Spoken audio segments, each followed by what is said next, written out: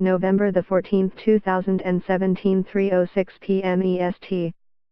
Des Moines, Iowa. As he tows a 96-square-foot house around Des Moines, Joe Stevens is overwhelmed by the intense, sometimes tearful support he receives from churches, schools and service groups for his plan to use the trendy little structures to help homeless people.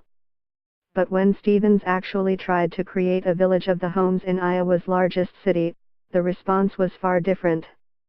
"We got shot down," said Stevens, who leads a group that proposed erecting 50 tiny homes on a 5-acre industrial site north of downtown Des Moines. "It was a sense of fear, uncertainty and doubt, a knee-jerk situation. Tiny homes have been promoted as the solution to all kinds of housing needs: shelter for the homeless, an affordable option for expensive big cities, and simplicity for people who want to declutter their lives."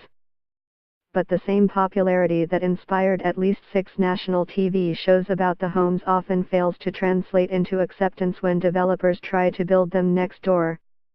In at least a dozen cases across the nation, neighbors organized to stop tiny house projects, including in Charlotte, North Carolina, Nashville, Tennessee, San Jose, California, Tulsa, Oklahoma, Tallahassee, Florida, and Bend, Oregon. Sometimes the efforts moved ahead despite objections, but in many cases, the communities were blocked. The president of the American Tiny House Association said opposition arises even among people who feel an affinity for the homes.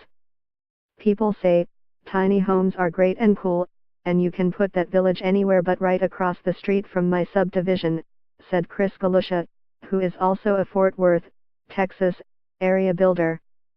The current interest in small houses follows a steady growth in the median size of homes, from 1,200 square feet in the 1940s to about 1,860 square feet in this decade.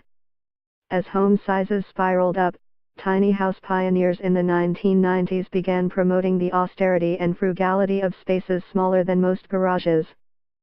The idea captivated millions of Americans, even those who remain in more spacious accommodations.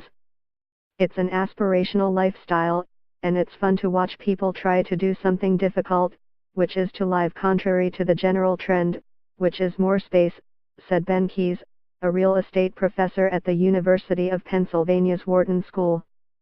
"Tiny homes are great and people can enjoy them if they like, but please don't put them in our neighborhood." The opposition is often focused on developments for homeless people, as in Des Moines. But in many cases, it also extends to tiny home communities designed for the open market. That's what happened in Charlotte, North Carolina, where a developer had hoped to build 56 tiny homes near a neighborhood filled with ranch houses and split levels.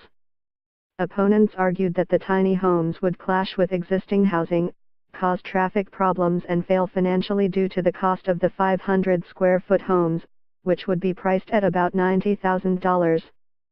"The tiny houses, we feel they're a fad," said Robert Wilson, who helped lead the opposition. "It's a niche market, and we think it is not less expensive.